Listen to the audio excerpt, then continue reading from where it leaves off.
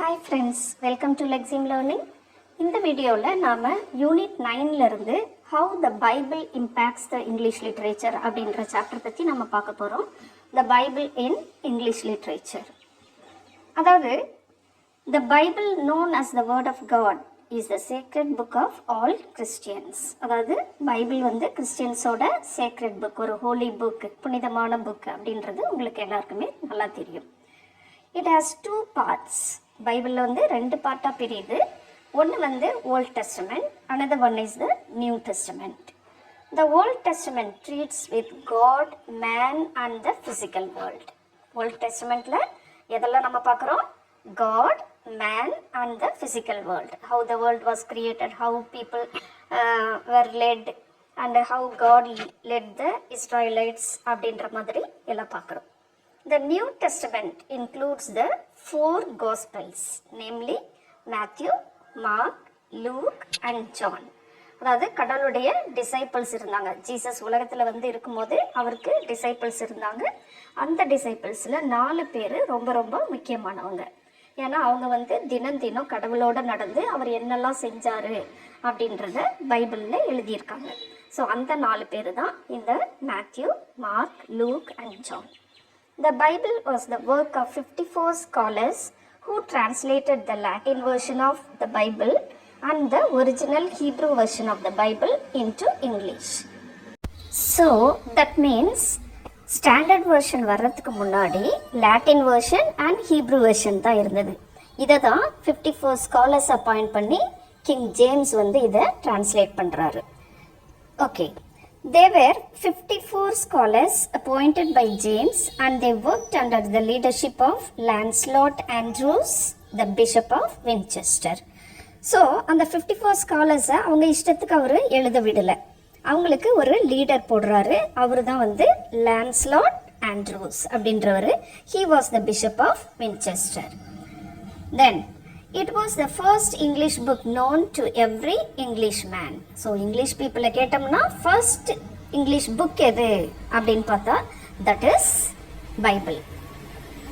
Prior to this, some scholars like John Wycliffe, William Tyndale and Miles Coverdale attempted to translate the Bible into English, but the uniform and agreed version of Bible was not available. இதுக்கு முன்னாடி, அதாவது king James try பண்ணுறதுக்கு முன்னாடியே John Wycliffe, William Tyndale and Miles Coverdale இவங்கெல்லாம் வந்து பைபிளை translate பண்ண try பண்ணியிருந்திருக்காங்க. But they didn't get the original version. Therefore, King James first ordered to write the new Bible. After about 4 years, the authorized version of the Bible appeared in 1611. அதனால தான், அதாவது இந்த 3 பேர் ட்ரை பண்ணி கிடைக்காததுனால இவர் என்ன பண்ணுறாரு, அந்த ஒரிஜினல் வெர்ஷனை வந்து தேடி கண்டுபிடிச்சு, அதாவது Hebrew version and Latin version இருந்தது இல்லையா.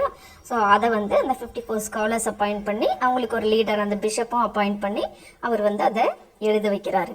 அதை எழுதி 4 இயர்ஸ் அதை வந்து ஃபுல்லாக ரிசர்ச் பண்ணி அதை கரெக்ஷன் எல்லாம் பண்ணி தென் இன் 1611 it was published.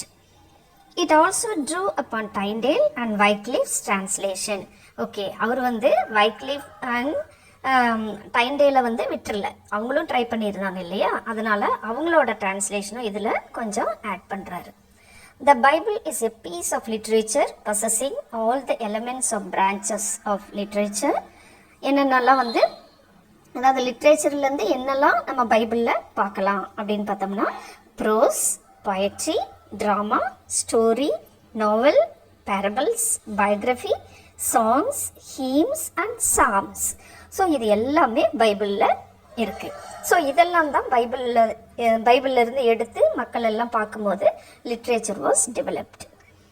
It possesses all the characteristics of great literature such as unity of theme, coherence, organization of details, dignity of theme and sublimity.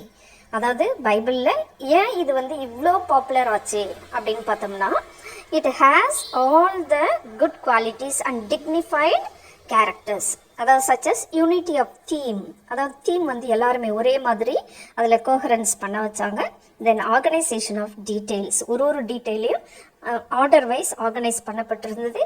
And the dignity of theme and sublimity, so அது வந்து மக்களுக்கு பார்க்கும்போது அது ஈஸியாக புரிஞ்சுக்கவும் முடிஞ்சது. அதனால தான் it was popularized. It also has the universality of interest. It appeals both to the poor and rich, the great and small alike.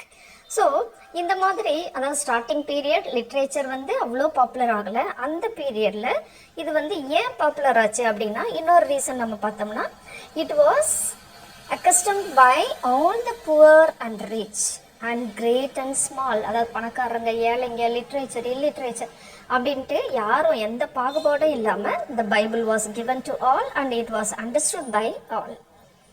It is unsurpassed in its grandeur and beauty of style. Its style is highly poetic, proverbial, simple, dramatic and splendid. So these are the qualities why it was lifted up. It is full of charming and poetic language, proverbs and maxims, metaphors and similes. Even now, இப்போ நீங்கள் Bible எடுத்து படித்து பார்த்தீங்கன்னா you can find all these qualities. அதாவது it is a poetic language, படிக்கிறதுக்கு ரொம்ப இன்ட்ரெஸ்டாக இருக்கும்.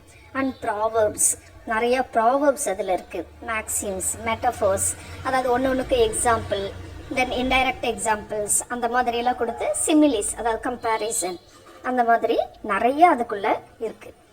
It is remarkable for its brevity, grace and lucidity.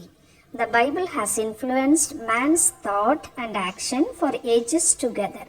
அதாவது இது 1600 லெவலில் பப்ளிஷ் ஆனாலும் இப்போ வரைக்குமே அந்த பைபிள் வந்து நாம் ஒரு எழுத்து கூட அதில் மாறல, அப்படியே தான் இருக்குது. But literature is very very high. The literary influence of the Bible has been long, wide and all pervasive. அதில் இல்லாததே இல்லை, அந்த அளவுக்கு வந்து அதில் லிட்ரேச்சர் அப்படியே கொட்டி கிடக்குது. According to Arthur Compton Rickett, the influence of the Bible is twofold.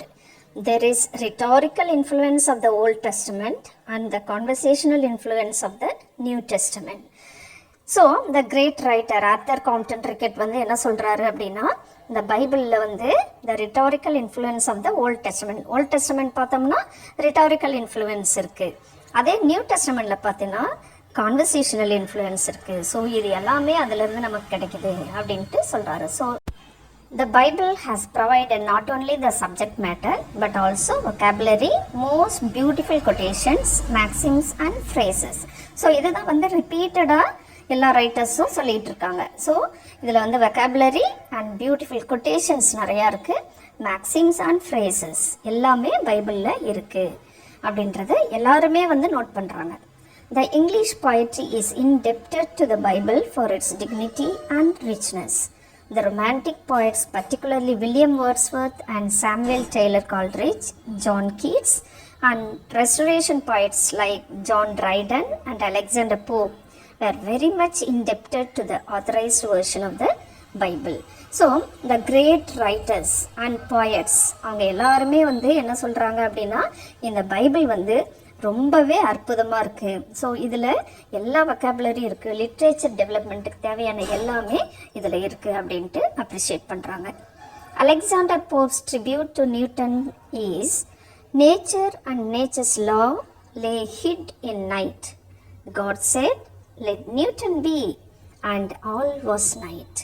So ஒரு அற்புதமான ஒரு போயம் வந்து நியூட்டனுக்காக அவர் எழுதுறாரு. அதாவது அலெக்சாண்டர் போப் வந்து நியூட்டன் இறந்தப்ப அவருக்கு ஒரு ட்ரிபியூட் எழுதுறாரு.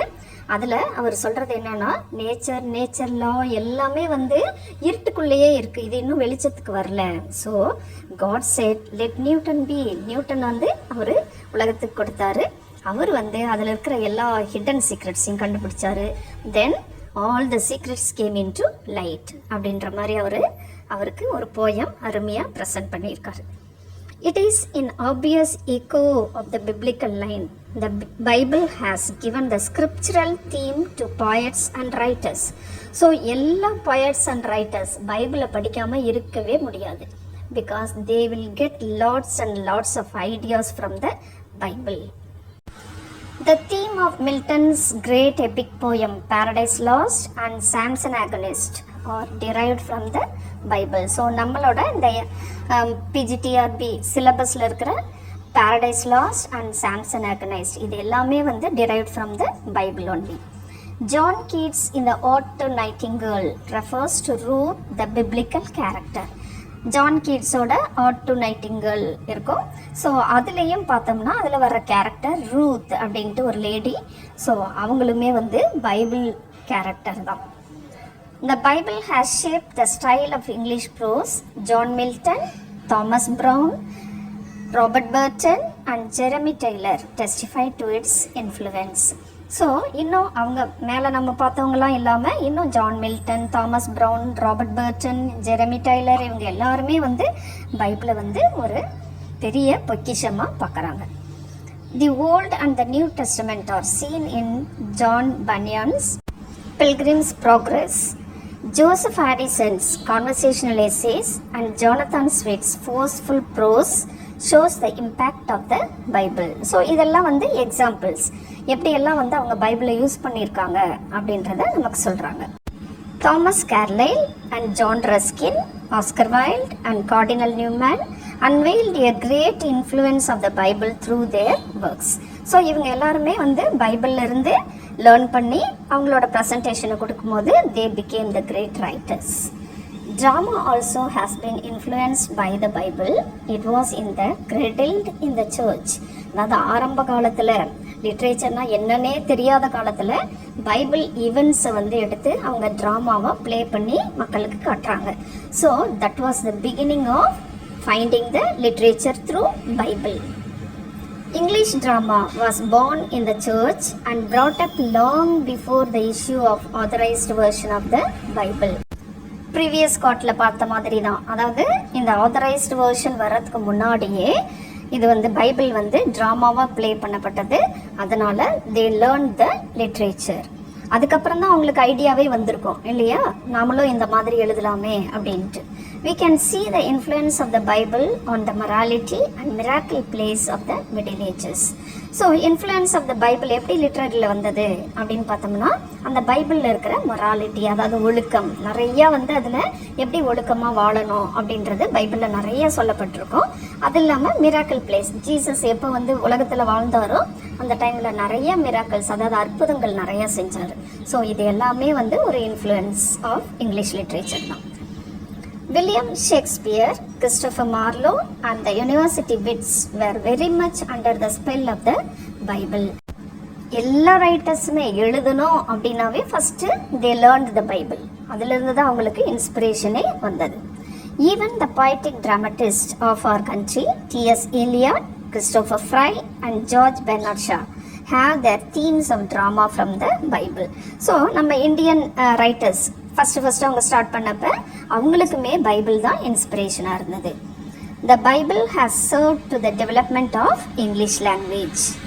ஸோ த பிக் ஸ்காலர்ஸ்லாம் வந்து பைபிளை பற்றி என்ன சொல்கிறாங்க அப்படின்னு பார்ப்போம். Saintsbury says there is no better English anywhere than the English of the Bible. அதாவது இன்னைக்கு வரைக்குமே உலகத்தில் இங்கிலீஷ் அப்படின்னாவே பைபிள் தான். பைபிளில் இருக்கிற மாதிரி ஒரு standard English or high quality English வந்து வேற எங்கேயுமே கிடையாது அப்படின்னு செயின்ஸ்பரி சொல்றாரு. It has enriched its vocabulary.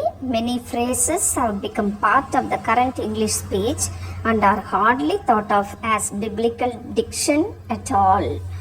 அதாவது இதில் இருக்கிற வெக்காபுலரி ஃப்ரேசஸ் எல்லாமே வந்து ரொம்ப ஹையாக இருந்ததுனால இதுதான் ஒரு டிக்ஷனரி மாதிரி இருந்தது. All writers used the Bible as a dictionary.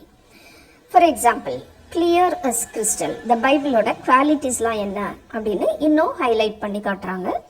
Clear as crystal, still small voice, arose as one man, lick the dust, broken reed, root of all evils, sweat of the brow, etc. were picked from the Bible. So இந்த மாதிரி words எல்லாம் நம்ம இன்னுமே use பண்ணிட்டு தான் இருக்கோம். இந்த words எல்லாமே வந்து originated from the Bible. Above all, the Bible has contributed immensely in the shaping of English style. So English style வந்து பைபிளை பேஸ் பண்ணி தான் இருக்கு. According to Edmund Goss, there is not a single native author who doesn't owe something or other to the Bible. So எந்த ஒரு ரைட்டருமே பைபிள்லேருந்து at least ஒரு தாட்டாவது எடுக்காமல் அவங்களால எழுதவே முடியாது அப்படின்ட்டு எட்மண்ட் கோஸ் சொல்கிறார். Wordsworth regarded the Bible as a good storehouse of enthusiastic meditative imagination. So பைபிளை நம்ம படிக்கும் போதே நமக்கு ஒரு எந்தூசியாசம், ஒரு உந்துதல் வரும். It is a meditative, you can sit and meditate things and imagination. It will help you to enrich your imagination. Aldous Huxley has called the Bible as the Magna Carta of the poor and the oppressed. அதாவது Aldus Huxley வந்து என்ன சொல்கிறாரு அப்படின்னா, ரொம்ப வாழ்க்கையில் நொடிஞ்சு போனவங்களுக்குமே Bible வந்து ஒரு ஆறுதலான புக்கு அப்படின்னு சொல்லிட்டு சொல்கிறாரு. In the words of Emily Legois, the Bible is the monument of serious, controversial literature and one of the masterpieces of English prose. அதாவது பைபிள் வந்து ஒரு பொக்கிஷம், இதை நம்ம வந்து பாதுகாக்கணும். So it helps to develop the English literature and it is one of the masterpieces of English prose. So English prose ரைட்டர்ஸ்க்கும் இது ரொம்பவே யூஸ்ஃபுல்லாக இருக்குது அப்படின்னு சொல்லிட்டு சொல்கிறாரு. So even if it is possible, you can also take a Bible and go through and read. It will console you, it will give you the knowledge of English literature. With this, I wind up this video because it is going lengthier. In the next video, I will give you some MCQs based on this literature. Okay? We'll see you in the next video. Until then, bye.